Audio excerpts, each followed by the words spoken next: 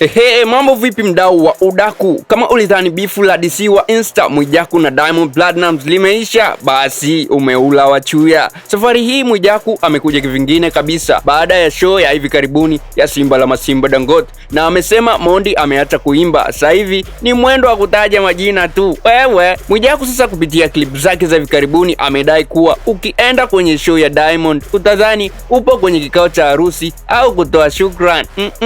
Anasema badala ya watu kupata burudani ya nyimbo wanapata orodha ya majina ya matajiri na marafiki zake. Mwijaku anahoji, hivi mashabiki wanalipia kiingilio kusikia majina ya watu au kusikia burudani? Inajulikana wazi kuwa Diamond amekuwa na utaratibu wa kuwasifia wadau wanaompa sapoti, lakini Mwijaku anasema safari hii imepitiliza. Amesema hiyo ni ishara kuwa Diamond anaanza kupoteza ubunifu na sasa anategemea uchawa ili show ichangamke. Mwijaku anamwambia kuwa Mondi, imba nyimbo bwana, taja majina kule kijiweni kwenu. Haya ni maneno ya Mwijaku mwenyewe, sio mimi. Lakini upande wa mashabiki wa WCB ni maanisha Wasafi haujakaa kimya, wanadai Mwijaku ana wivu tu wa mafanikio ya Diamond Platnumz na kwamba kutaja majina ni sehemu ya vibe la show ili kuwapa heshima wanaofanikisha sanaa yake. Wanasema Diamond ni mburudishaji na anajua nini anafanya ili connection na wadau ziendelee kuwa moto. Je, wewe unaonaje hili swala kama mwana Big Bongo TV? Niachie comment yako hapo kupitia comment section, lakini pia